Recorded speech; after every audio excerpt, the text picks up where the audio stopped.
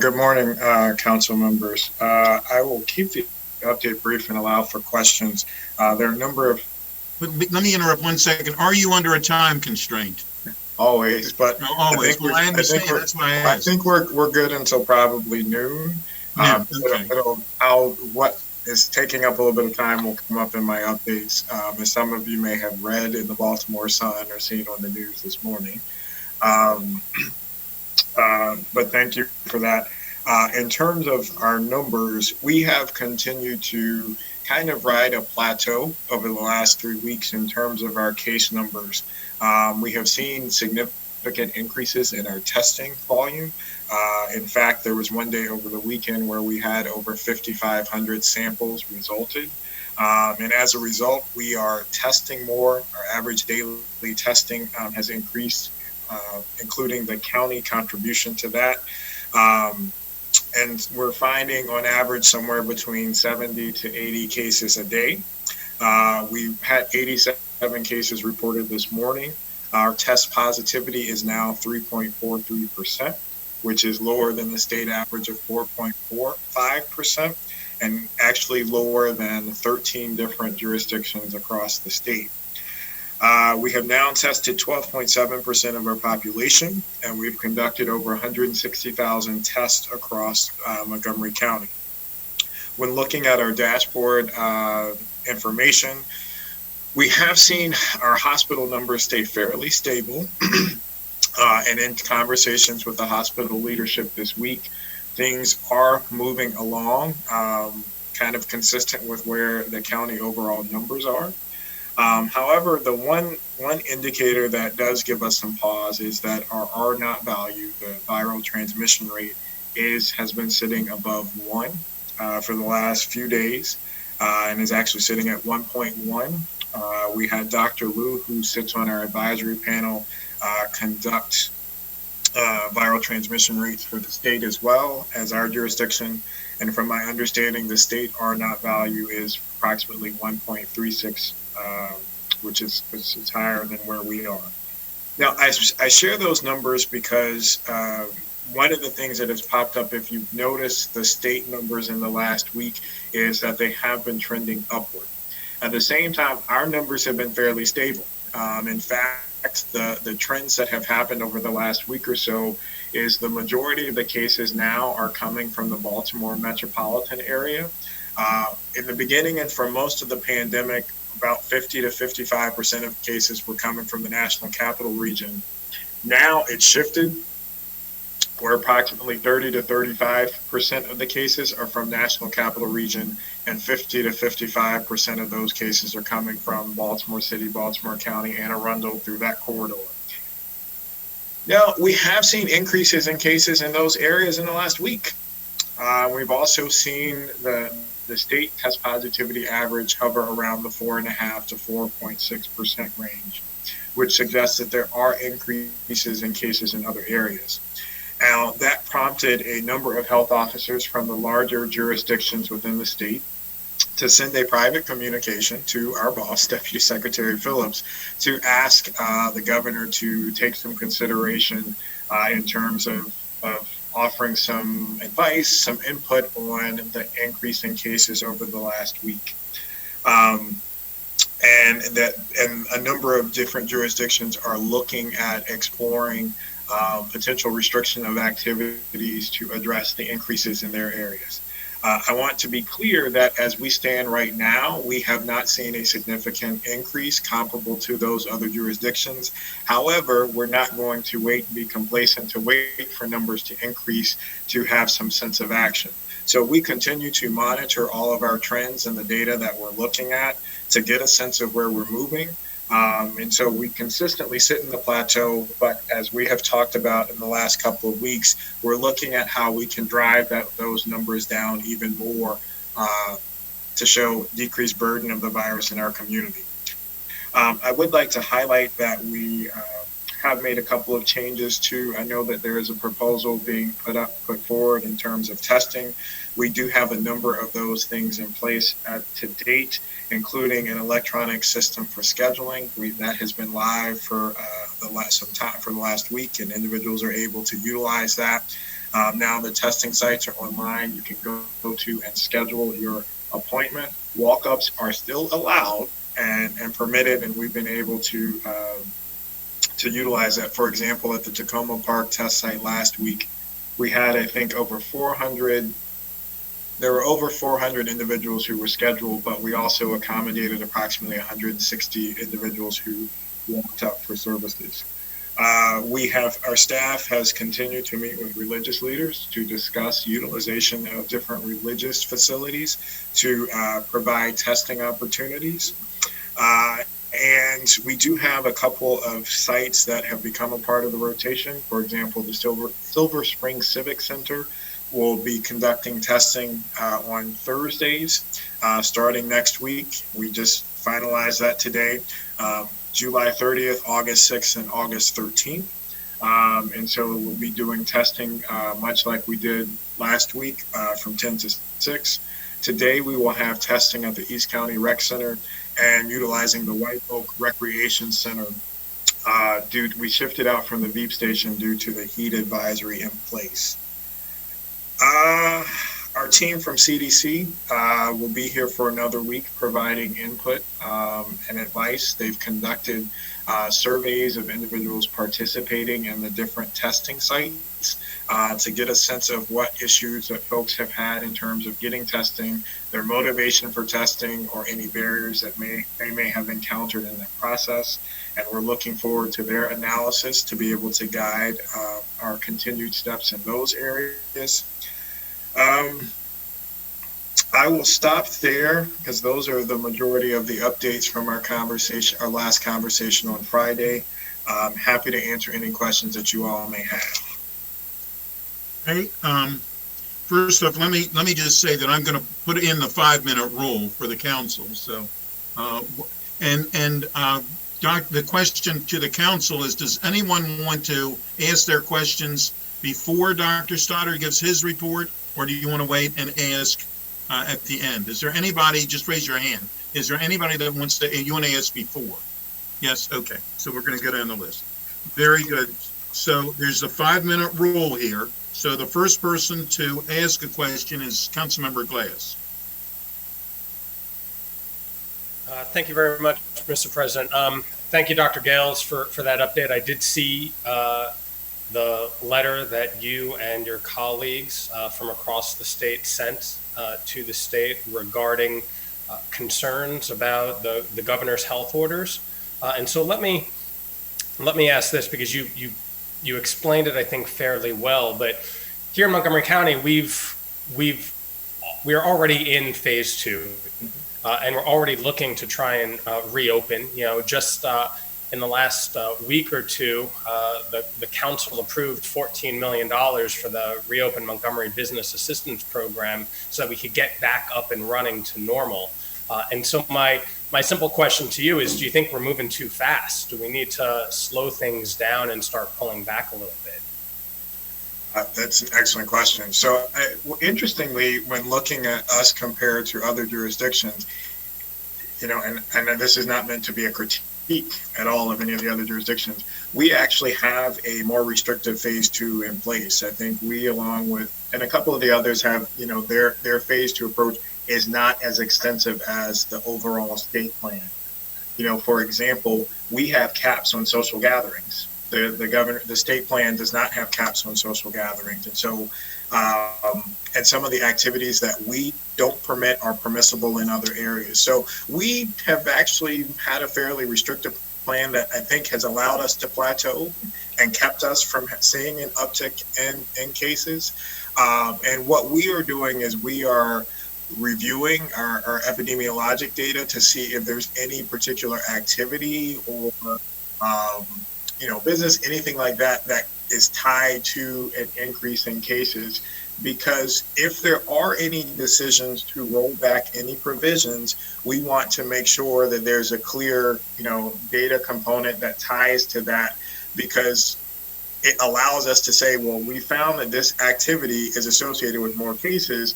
By restricting that activity, we hope that the number would go down. And so that's the practice that we are undertaking, as opposed to just blindly saying we're closing this or closing that. because again, we want to make sure that we're focused on, focused on what needs to be done to drive the numbers down.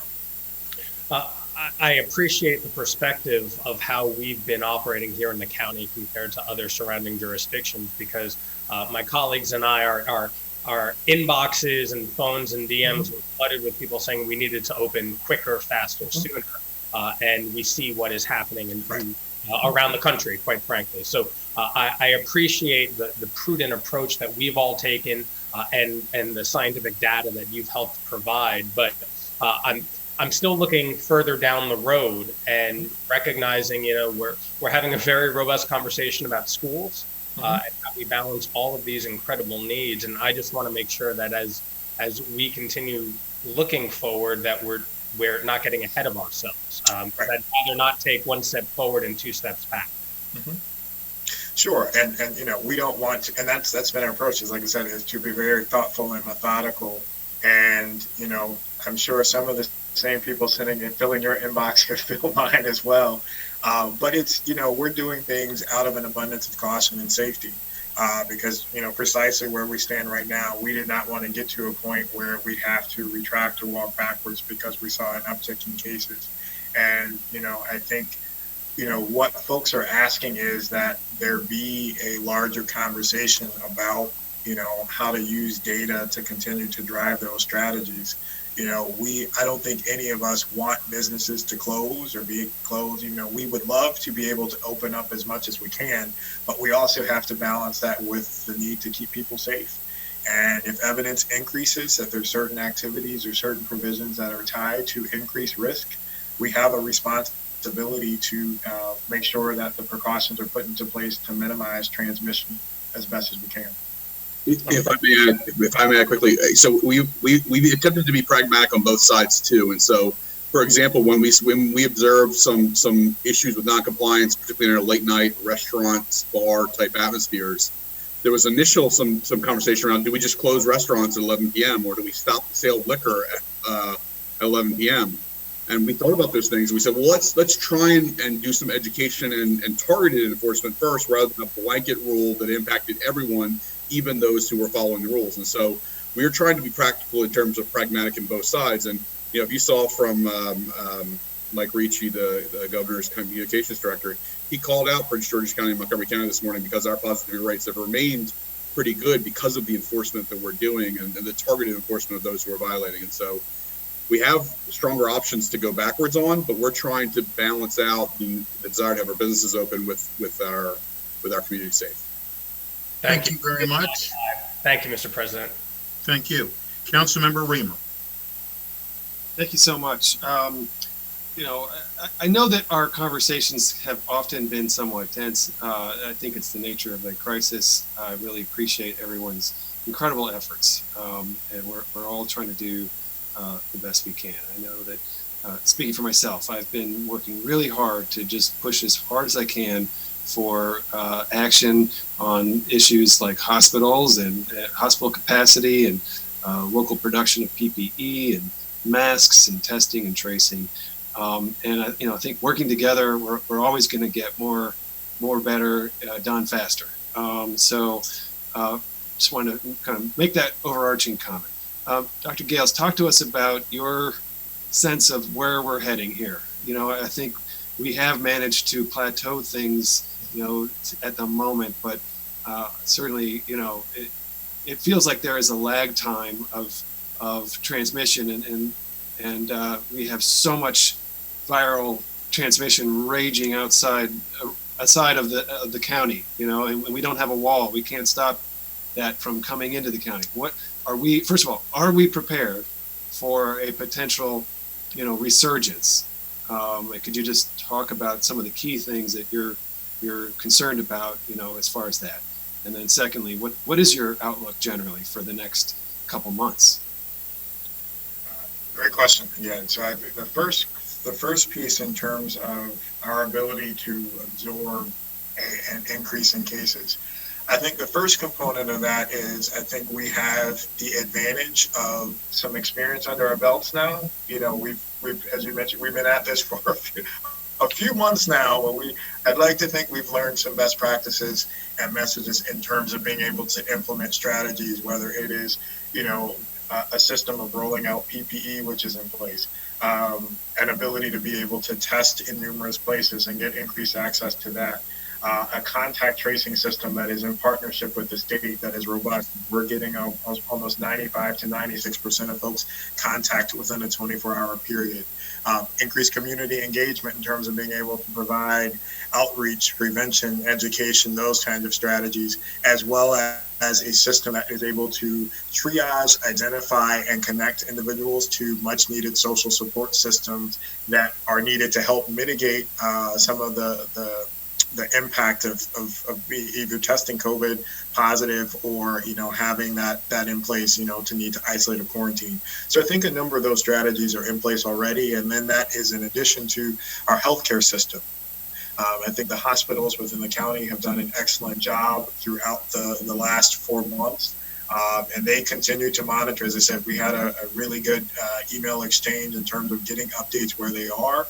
Right now, where we stand, the percentage of utilization for their facilities across the board is fairly low. And so there is room to grow, so to speak, in terms of absorbing a potential uptick in cases.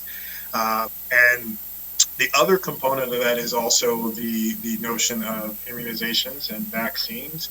Our team has been, we have reopened our vaccine program and are encouraging folks to bring their children in to their primary care providers as well as county centers in order to utilize those resources. The team has already proactively begun figuring out strategies for the deployment, dissemination of a COVID vaccine. I won't say if we get it, but when we get it.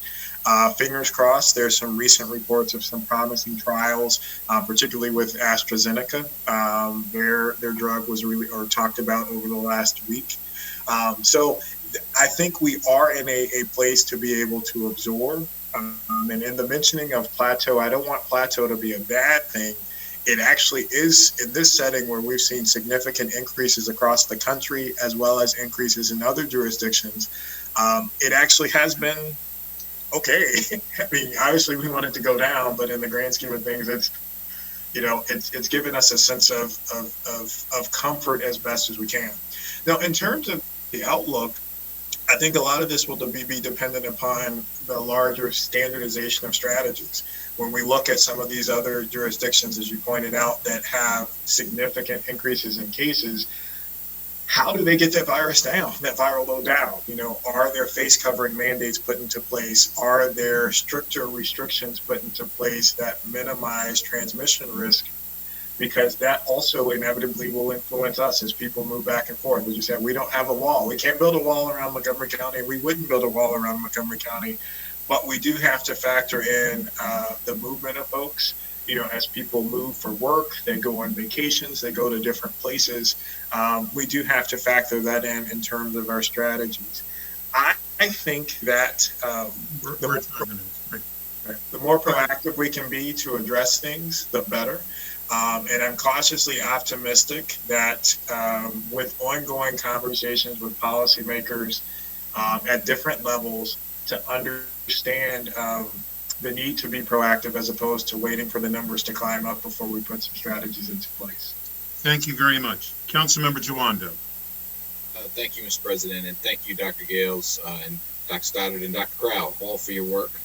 I know you're working feverishly to keep us all safe, and can't be said enough, and really, really appreciate it. Mainly one set of questions. We've been talking today a lot about the disparities, and this is not just today. We've been talking about it for a long time, and I know you all have been focused on it, whether it be our zip codes, in addition to the testing pop-up sites, and a whole range of things. Obviously, we are taking action and introducing a plan to address specifically the issues in our Latino community, as you know and you mentioned. I have a question, and this won't come out of left field for you, Dr. Gales. I raised this earlier this morning in the context of our work around these issues. When you look at the testing rate in June, or the testing numbers, raw numbers in June, I pointed out to the public and to my colleagues that you had, despite representing roughly 20% of the population, our Black community, only 2,000 or so, a little over 2,000 tests had been done, compared to 6,600 in the Latino community and a similar amount in the white community. I think 6,500 or something. I'm not looking at it right now. So almost a 3-to-1 gap there in testing as far as raw tests. Can you talk to me about that, why that might be the case and what you're doing to address it? Underlying that is my concern, as I've discussed with you before, that the Black community is very diverse. You have non-English speakers, but they're also very concentrated in certain areas. Sure. And so I just worry about test positivity rates being accurate compared to those number of tests being issued. So can you just talk to me about that? Sure. I think the issues that you raised in terms of that may prohibit folks from coming in to get testing or having access to testing, those kinds of things are not unique to one population. I think that there are lots of vulnerable populations that are influenced by, questions of mistrust of the government, mistrust of the medical system, language diversity in terms of messaging to communities, recognizing the broad range of diversity of languages for folks to understand. In terms of how we communicate messages, how we do outreach. I think also there are universal issues in terms of being able to work with different community agencies to be able to leverage those resources to provide access to not only testing but needs for social support systems, those and assistance in that area. So I do think I know that there is a provision that's focused on one particular community, but I think a lot of those same issues permeate through other racial and ethnic groups as well. One of the things that we are working on, and myself and a number of other folks have met with different representatives, for example, with the African American Health Program to discuss putting together a proposal that addresses some of those issues and talks about increased testing in communities, figuring out where to go, the best venues, who are, again, trusted key stakeholders in communities that may be able to, the message resonates more coming from them beyond this government. So a lot of that work is ongoing. Okay. Go ahead. I'm sorry. I was just going to say, and I think that the thing that's important to remember is that even though we're focused on COVID-related, fatality rates and test rates, things like that, these overlap very clear, long-standing disparities when we look at chronic disease and heart disease, those kinds of things. And I think that's something that we also can't forget, because also addressing those issues thereby has significant influence in terms of potential severity of symptoms if someone does become COVID positive, in terms of their potential prognosis. Yeah. Well, then that's obviously directly related to the death rate, being highest in the Black community. But what troubles me greatly is that if we're not even having large scale testing, in a concentrated community. So I think faith communities, I was glad to hear you're reaching out. I think that is a key community that could be helpful with, culturally competent and linguistically competent based outreach to many communities. And just count me as an ally. I know Councilmember Rice and Navarro and Alvarez and all of us care about this deeply as well. So just want to see that improve. I hope it looks like we're on track from the numbers that I saw. This is my last thing in July to increase that testing number in all communities. So I hope we continue to go in that direction. Thank you. Thank you. Councilmember Rice. Well, thank you very much. Dr. Gale, so my question is around marketing and advertising of testing, and it ties directly kind of to what Councilmember Duwando was just talking about, which has been my concern in our communities of color, which is mainly around understanding where you can access testing. If you simply type in COVID-19 testing into a Google search engine, all of your private providers will come up. You will not see a single government entity as a part of that listing. Even if you go on the marylandhealth.gov website, even there, they list all of the private entities, but it does not showcase our local testing facilities. And so how are we getting, especially into our harder to reach communities, that will do just what I did? Type in COVID-19 free testing and see what sites come up. Because here's the other challenge. I just did it this morning as we were talking on the phone, because I wanted to see what would happen in terms of acquiring a test. And I put in no symptoms at all, and I was still told I was ineligible to get a test at CVS. It also said that the results are 6 to 10 days, which is a part of my secondary question. So my first question is along the lines of, how are we advertising for testing and making sure that folks know that these sites are available in our community from a government standpoint, not just private providers? And then also about the wait times in terms of results, and how does that equate to, if I'm waiting 6 to 10 days, we've heard from some of our community members as much as the full 10 days, how really helpful is that if we've already then contacted other people and transmitted, especially if we're symptomatic? Great questions. The first one I think I have more of an optimistic answer than the second answer. So the first question in terms of that, I know the communications team has ramped up their utilization of different platforms, social media, radio, and in terms of being able to do that and provide access to creating, for example, a community calendar that shows which days the different events are on. I know that there is a daily update to all of the test sites. And my EAA Stella does this. It's not a spreadsheet, but a compendium of all of the private sites as well as the public sites that is now, if you go to our COVID-19 county page, it's linked to there, so you can flip through there and look through all of those. I know it was supposed to be, but that was the intention behind that, to link that to that so that people can see the different places. And I think this gets back to, Councilmember Jawando's point as well, is, thinking through natural partnerships to be able to facilitate and get that message out even more, so that folks know that, there are sites available, they're open, they're walk-ups, you don't have to, asymptomatic, symptomatic, that there are access points, particularly with the pop-up sites, because that's, what we're trying to do. We have the standing sites, but the pop-up sites are particularly, going as close as we can into the community to be able to have access points there. And I will also point out that one of the other provisions, the ready responder teams have been in place since the weekend and have already gone out and visited folks within their homes. And it creates opportunities if there are specific places that have high volume in the community where, pop-up test sites could be done at location X, where we know that there are a lot of folks who live that may not have access to those other venues. Now, on the second side, in terms of the test notification, this is a significant issue.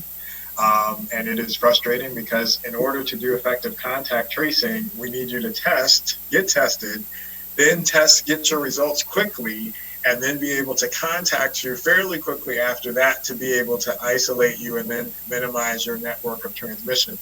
Now, the challenge is that, for example, we do give out guidance and say, particularly if you're symptomatic and you're getting tested, you don't have to wait for the results to come back to isolate yourself, or in this setting, quarantine yourself before you come into contact with others. So what we would recommend to folks is, again, particularly if you're symptomatic, is when you get your test, you already know, you're experiencing those symptoms. We would recommend that you quarantine, and this is consistent with what, months ago, and some of this is fatigue and being tired from memory.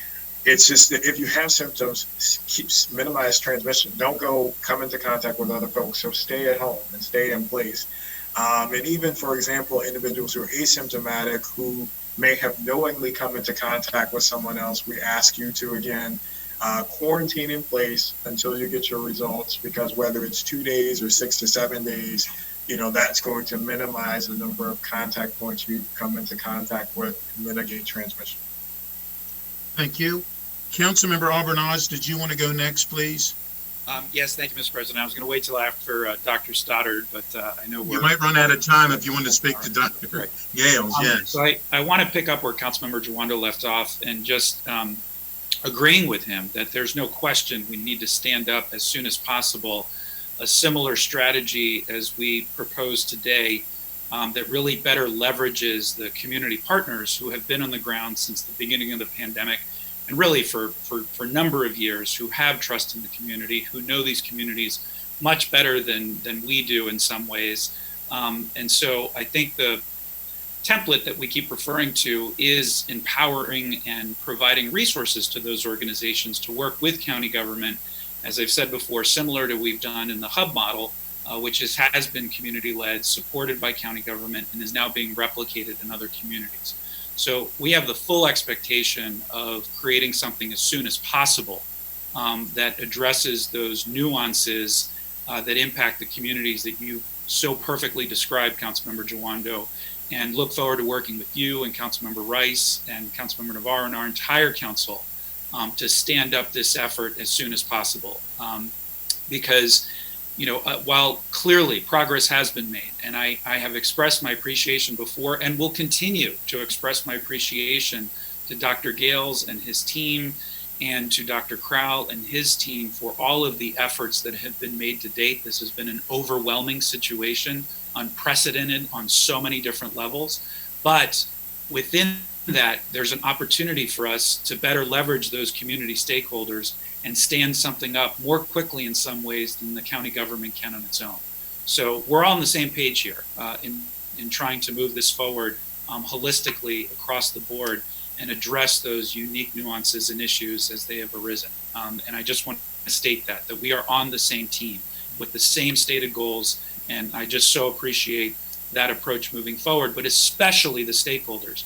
And I know our African American Health Program is made up of those same incredible professionals from that community that are ready and just need some additional resources and help to be able to stand up efforts. The same is true of our Asian community. So that was more of a comment, but I did have some specific questions, Dr. Gales. The numbers that we are seeing in Baltimore, what we are seeing in other jurisdictions in other states is that it's young adults, people in their 20s, who unfortunately are not adhering to the guidelines, doing what people in their 20s do, feeling invincible, and have been super spreaders in Florida and in Texas and in Arizona. Is that what we're seeing in the preliminary numbers out of Baltimore? Is it a younger demographic? Are we seeing any evidence of that here? Is that a concern?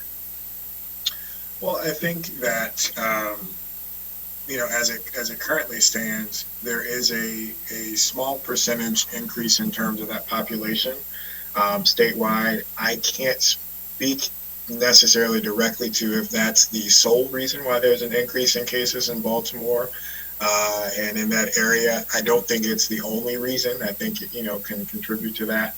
I think the challenge is that even a small increase in cases in young adults who are more likely to be asymptomatic can cause significant problems for others. So you can imagine, unfortunately, I'm not this age anymore, but you can imagine 20 years ago when I was, 20 or somewhere in that neighborhood, that I may be fine, but I'm coming home visiting my parents, I'm seeing grandparents. It just makes it easier to spread to other individuals who may be more at risk for having complications and worse outcomes.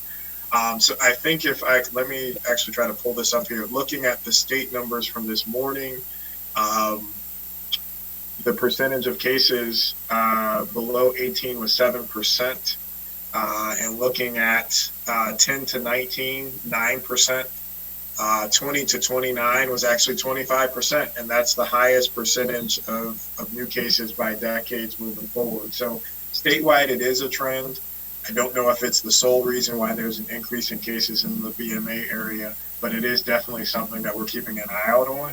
We have not seen necessarily a comparable increase in that population from Montgomery County, but we continue to keep an eye out on it. I appreciate that. And also great news regarding the standing up of the ready responders. That is terrific because I think that will significantly contribute. And I want to highlight two things you mentioned in your update. That is vaccinations, not just specifically, hopefully, when we get one for COVID, but we've been hearing from our primary care clinics that they're very concerned that the number of families that have come in to date woefully are lower than they have been in previous years. And that is a significant issue because those students have to have those vaccinations in order to be able to go to school. Who knows whether we will or we won't. But that, in addition to the public health components, is a serious issue. So if there are any efforts or if you need some additional support from the council in any way to address those vaccination issues, I know you won't hesitate to ask, but please, those community partners, I think, will also be very helpful in that space. And I'm also, I'll just end with this, very happy to hear we're already giving thoughtful consideration to how a vaccination would be rolled out here in Montgomery County. That's going to be a big next wave of this discussion moving forward, and obviously has public health implications. Thank you, Mr. Thank you. Thank you. Councilmember Friedson. Thank you. I just want to piggyback off of a couple items of other council members. First, related to Councilmember Rice's comments about the lag time. He was referring to CVS and some of the private sector, which we know has been a problem. I raised that in past briefings, 6 to 10 days. What is the turnaround time currently for testing results of the county facilities? Well, is it the same? Is it less? Is it different? It's actually a little bit less, and we, that's one of the logistical issues that we worked on with the particular lab company, the local provider, to address and get results out more quickly.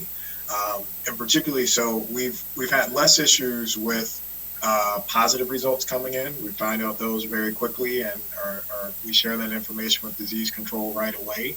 It's been the issue in terms of notification of negatives. And so they have worked through their system and put in some new software, which will hopefully alleviate that. And so I do know that there have been, for example, some folks who've experienced longer wait times. We do think that we have fixed that, and that issue has been addressed. And so we aren't, for the utilization of the local laboratory, and on average are not experiencing as long of a wait as some of the private labs. Okay, so how many days, like if we were telling residents if they're hearing 6 to 10 days from CVS, what would the day range be for the county facilities? Probably somewhere between 5 to 7 days on the extreme end, but we're hoping to get that down to 24 to 48 hours. Great. I want to piggyback off of what Councilmember Alvarez was talking about in terms of the young adults. I know the governor's been talking quite a bit about this concern and this issue from a state perspective. It might not be necessarily as much of a county perspective, although unfortunately we don't have walls that separate jurisdictions in the state, certainly.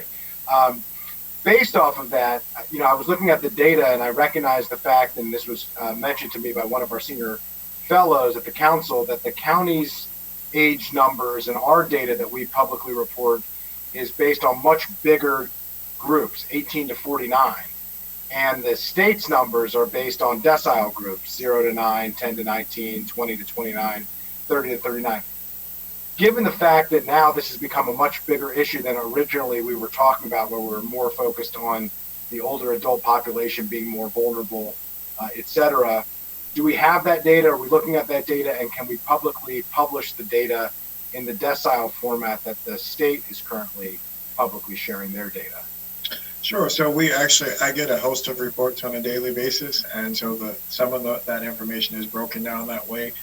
We can look at changing how it's reported on the public website, but internally we do have access to that data. We do look at it in terms of shaping and guiding how we go, but we'll have an internal huddle to look at how we can change how it's presented to the public dashboard. Appreciate that. Given particularly that this is a growing concern for a lot of residents, I think that would be very helpful. And obviously it sounds like you already have the data available, so it seems like something that the public would benefit from seeing and knowing. It would help us make the case that we've been trying to make of folks being safe regardless of their age, understanding the risk that they pose not just to themselves but to their families and their neighbors. Last question that I have: we're hearing a lot of reports about businesses who are doing everything that they can to do the right thing to keep their employees safe, to keep their customers safe, but having concerns of what they're supposed to do if a customer comes and refuses to wear a mask, saying that they have a health condition that doesn't allow them to wear that. Can you speak to what the state requirements are and the county requirements are of what the business is supposed to do in a circumstance? Let's say it's a grocery store, somebody comes to shop, they're not wearing a mask. They say that they have a health reason for why they can't or shouldn't wear a mask, what the business is supposed to do, how they're supposed to handle it. I think this would be really helpful for them to be aware of. Well, so the expectation is that folks should wear them, and it's a requirement. There are situations and circumstances that we understand, or there are medical conditions that would not allow for a person to do it. And so in those settings, the recognition is that if there is a legitimate medical condition that an individual has to prevent them from being able to wear it safely, then, we say, to make provisions to allow them to be able to use that. Now, the concern is that you can imagine everyone will magically have a medical condition now with that. But the key is if it's a legitimate documented medical condition that does not allow them to wear a covering safely, the recommendation is that they would still be allowed to have provisions to do their shopping and things like that. But in those circumstances, they really are limited to folks with, documented legitimate medical conditions that would prevent them from being able to wear them. I appreciate the growing concern, and I think that if you could provide some guidance of a best practice for businesses of how to address those situations, that would, I think, would be really helpful, that we could then circulate to folks, because there's growing concern not just from the businesses but from the customers who are frequenting those businesses of how they're supposed to react in that environment. Thank you. Councilmember Navarro. Thank you, Mr. President, and thank you so much, Dr. Gales and Dr. Stoddard. I just really wanted to follow up on this conversation and this exchange about what's happening in other jurisdictions in the state, and particularly the issue with our young people. I think that it has been mentioned before. I think we have all learned a lot during this entire process.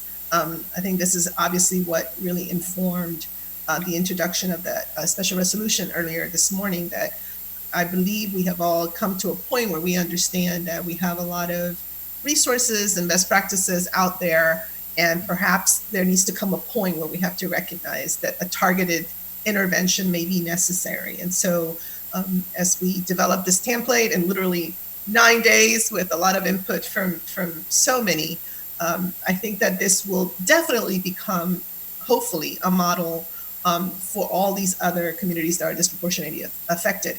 But going back to this issue of our young people, should we perhaps then start thinking also about some targeted messaging? I think what we have seen in other jurisdictions is very telling.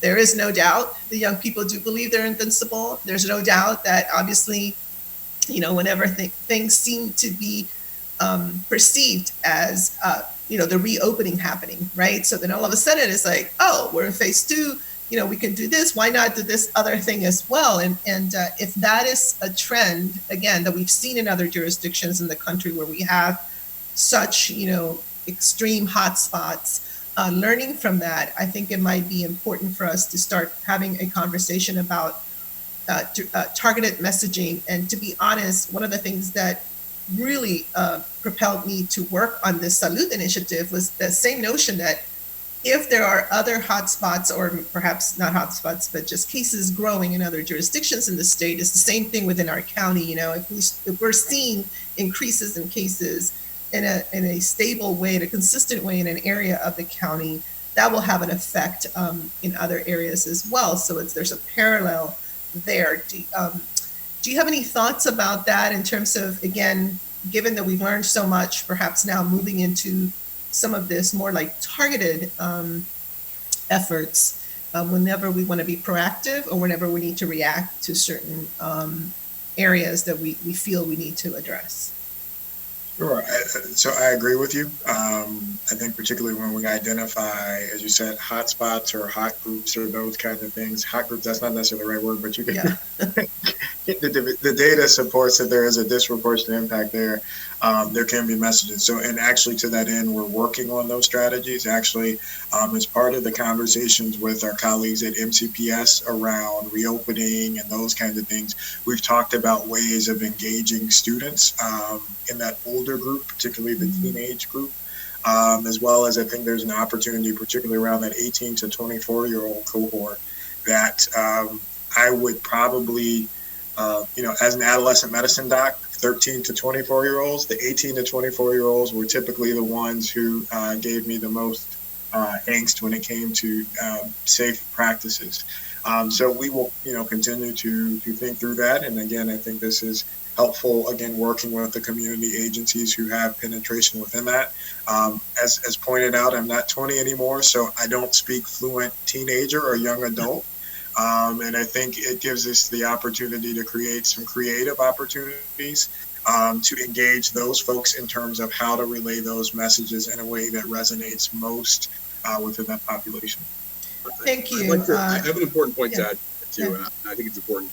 I think it would be a mistake for us to think only about young people in the irresponsible behaviors. I think we also need to think about the fact that our young people have, crippling debt and things like that force them to work frontline jobs and may potentially also put them at risk for that reason too. So I think I don't, and I'm not suggesting that you are a council member Navarro. No, not. No, but I think it's important that the public realize that we understand that there are it's more complicated than just young people are doing things irresponsibly. There are other things certainly at play here. Again, I want to make sure that everyone understands that we understand that. And so we need to take a look at, the county executive has spoken about, for example, construction sites. A lot of young, particularly people of color, work on construction sites, and we know that the compliance there has not been as good as we would like it to be. And so we've been talking to permitting services about some additional education for construction sites as well as enforcement on those, because we know disproportionately those are younger, tend to be people of color. And so it's just, there's several things at play here that we need to get to the bottom of as it relates to young people. And I think that it's more complex than the national media would have you to believe. Right, you're absolutely right. And I just want to clarify, when I'm talking about this, I'm not so much talking about addressing what we might perceive as the behavior, but also like where can we find those young people? So whether it's using Instagram or, anything of that nature, just sending that same exact messaging is so important. It goes back to that conversation earlier also. I mean, Councilmember Rice knows this because he's been serving in HHS for so long, that a lot of times when we talk about, the African-American, health program, for example, to reach out into the Black community is also very complex. And we've talked about this, Dr. Gills and Dr. Stoddard, because you have Caribbean folks and it's just a lot of layers. But I think that because the good news is that we do have a lot of relationships in these communities, and I think we can do some targeted outreach and messaging as well. Thank you. Thank you. All right, so with that, thank you very much. We're going to turn to Dr. Stoddard, and I see Dr. Crowell is also on the Zoom call. Dr. Stoddard, did you have anything else to add, please? I have a couple things. Obviously, I just want to touch on the heat emergency briefly. We do have cooling centers open today. We did have a minor issue at the Good Hope cooling center, which I believe is wrapping up now. There was a law enforcement issue in the area that did impact, I think, the opening. Well, I think we were supposed to open at 12. So it looks like we're going to move forward with that one okay. But for those who may see, there was a lot of law enforcement activity in that area related to nothing with the county. It was a domestic dispute, apparently, that I think police are finalizing, and we'll have more to say about that. We obviously have had, this has been challenging because we traditionally have a robust recreation and library system that allows us to provide cooling options for really into our communities during normal events. But because many of those facilities are closed for COVID-19, it's left us with the challenge of we've got two competing things here, which is we want to have people away from the heat indoors to escape the effects of heat exposure, but also we have a pandemic ongoing, and so we've had to really do some unique things that we would not normally do to open up some facilities with physical distancing and face coverings and other measures. We've put water onto all of our ride-on bus routes so that they can be essentially mobile cooling centers in all of our communities throughout, with obviously no fares being collected. So that's an option that was available to us that wasn't normally. And also, our homeless shelters have been open for an extended period because of COVID-19, but that also is something that we would not normally have in place over the summers that we do have in place now. That has been it's been indirect benefit of having those shelters open, that we didn't have as many concerns about our homeless population having options because those additional shelters and our normal shelters are open for visitors. A few other things. PPE, we've now made more than $25 million in PPE acquisitions or in the process of acquiring. I don't expect that to be the end of our PPE procurement, but obviously we continue to stock up for what we are concerned about, both now and into the future, particularly over the fall and winter months. I mentioned enforcement and education is one of my questions, but we did issue a handful of citations over this past weekend. We didn't issue any traditional closures or multi-day closures. We did clear out at least 2 establishments who were violating physical distancing. But what we've largely seen is an increase in compliance week over week as we've done additional education and enforcement. And so from that perspective, I see some positive movement. Obviously, we're not perfect. We don't have 100% compliance across the county. We still continue to receive reports of violations. We continue to follow up on those as we receive them.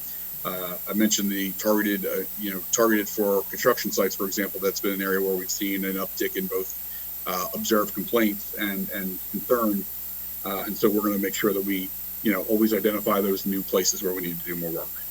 The food assistance provider grants went live yesterday. This is a collaboration between Health and Human Services, the Healthcare Initiative Foundation, and the Montgomery County Food Council. $1 million for the existing food provider network to number one, expand their capability, but also increase their ability to reach our traditionally more difficult to reach communities. $85,000 is the cap for each organization, but obviously, there's more resources that will come following along there. We expect to continue to do these kinds of grant opportunities throughout the pandemic. The closed period for that is August 3rd, and the goal is to have the Food Security Task Force review the applications and turn the money around by August 13th. We very much appreciate the collaboration with Council around the submission of the eviction prevention ask for $20 million. This was from the hard work of our homelessness and eviction prevention work group in our recovery framework. Obviously, it sort of shows you the gray between response and recovery, because obviously many of us would view eviction prevention as a response activity. It's largely because it's in the housing network, a much more recovery focused thing. But obviously, it blurs those lines. We recognize that, and it's an imminent need, given that the eviction moratorium is expected to end on the 25th at this point. We don't expect the court system to be filled up, quite frankly, with COVID-related evictions immediately. Those will take some time to make their way through the system, just given the backlog. But we do want to have something in place in August for our residents to apply for. I did want to talk about the communications. I think it would be great to have a communications update for the council on COVID-19 because of some of the efforts that have been expanding. We are doing a bus shelter and bike kiosk. We are doing targeted geo-targeting of Google and Facebook ads. There are other efforts to try and get into communities that I certainly very much support and agree with the efforts raised by all of you all to try and reach into our different ethnic and populations.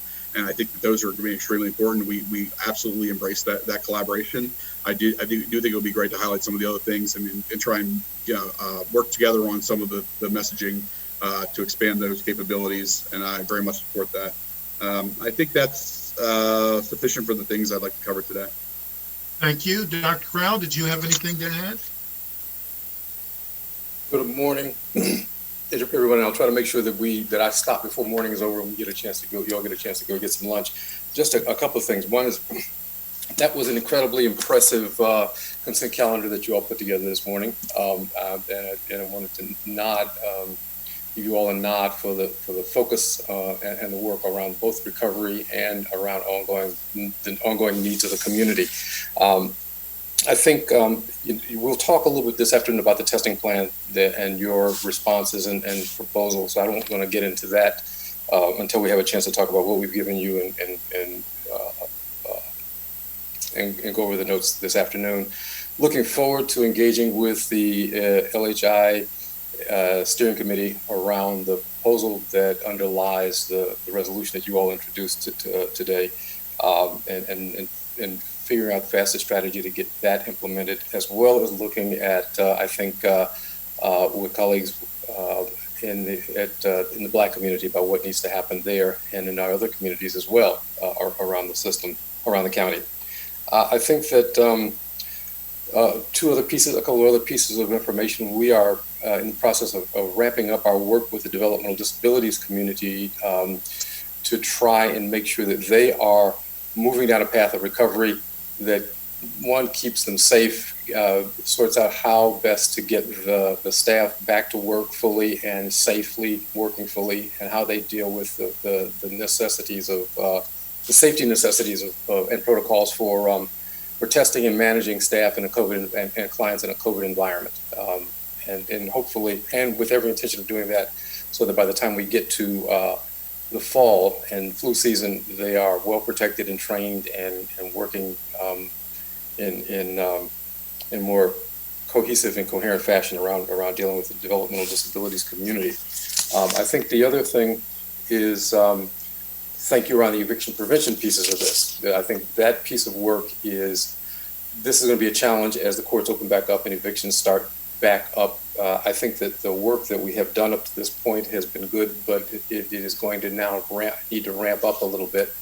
We are looking, as we think about responding to communities with individuals who have higher levels of positivity and who are testing positive, how we provide them some direct support, both economically and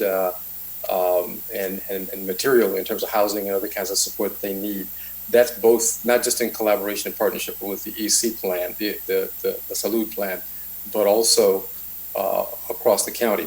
And I think the last thing I will leave you with is that while we're in the middle of all of this, it's important to note that overdose deaths have jumped over the same time period last year. Dr. Stoddard and I continue to chair the overdose intervention team, and in the midst of all of this, those numbers have jumped back this year. So we are not, while COVID-19 has overshadowed everything that we are doing, there's other parts of life and other parts of the work that have to continue and that have continued and have been impacted by that. People who are isolated and cut off from their normal recovery supports have time on their hands without a lot to fill that time. And boredom and time is the enemy of recovery. And I think that's one of the challenges we're left with in COVID-19. So we are absolutely continuing that work, and we'll need to factor COVID-19 into that recovery plan. So stay tuned.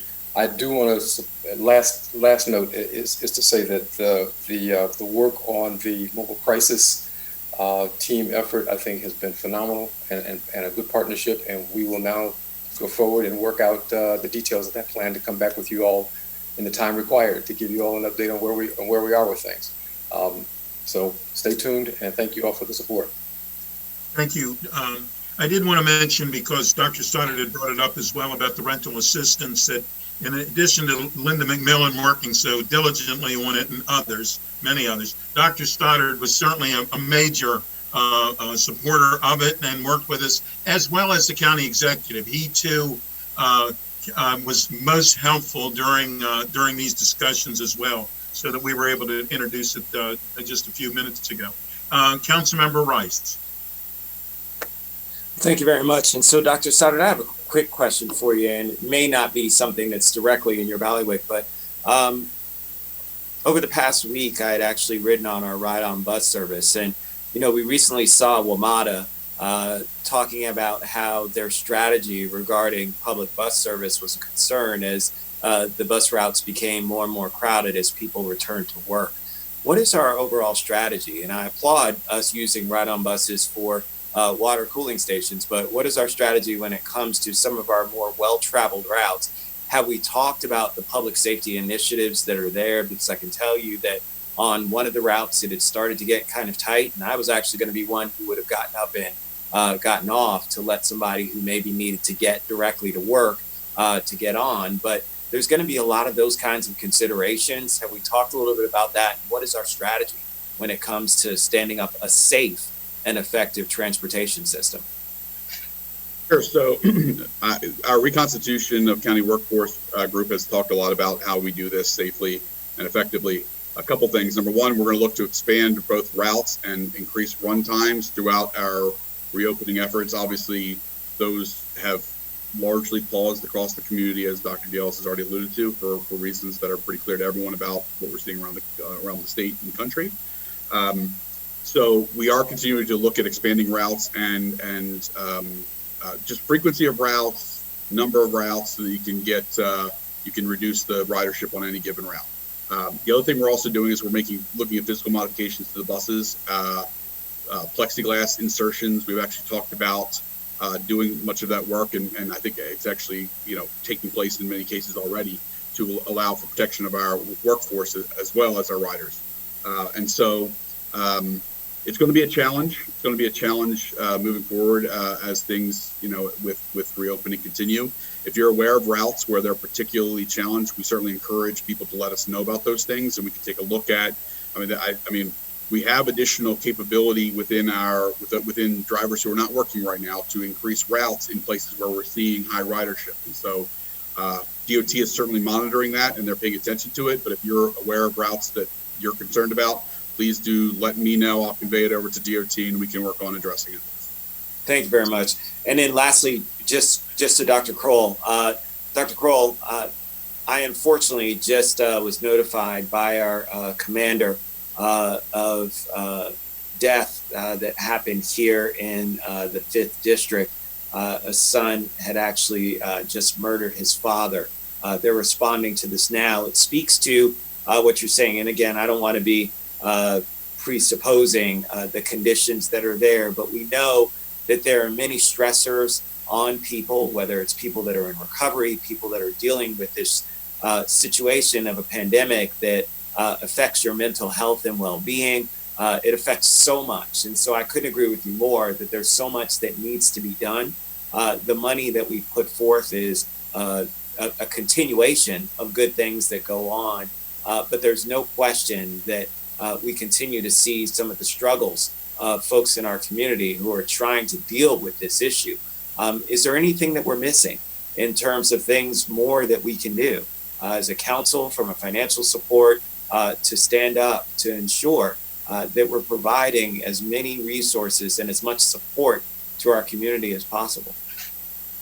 So I think that you will never find me saying that we're doing everything that we can do at any given time. That we do what we have with the resources, and I think we are blessed to have a lot of what we need. I think there is a need for increased levels of communication around this. Our emphasis across the entire county has been on one thing for the last 4 months, and everything else has almost dropped off the radar in terms of what we're doing. Figuring out how we understand, and we're doing some work on that. There are a couple of forums that are being put together around COVID-19 and mental health, COVID-19 and stress, COVID-19 and substance abuse. So there's those kinds of things. Everything is in the context of COVID-19, but we also need to be doing more around the interplay of COVID with everything else that we have going on.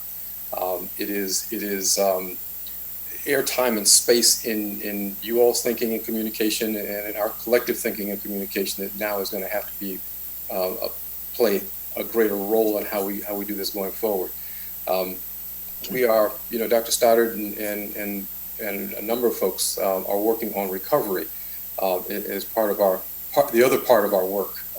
When we're not talking response, those recovery efforts are focused on increasing the capacity of the community. So Interfaith works. We're working with the faith community to try to give them the skills to recognize trauma that COVID-19 has caused in families and communities.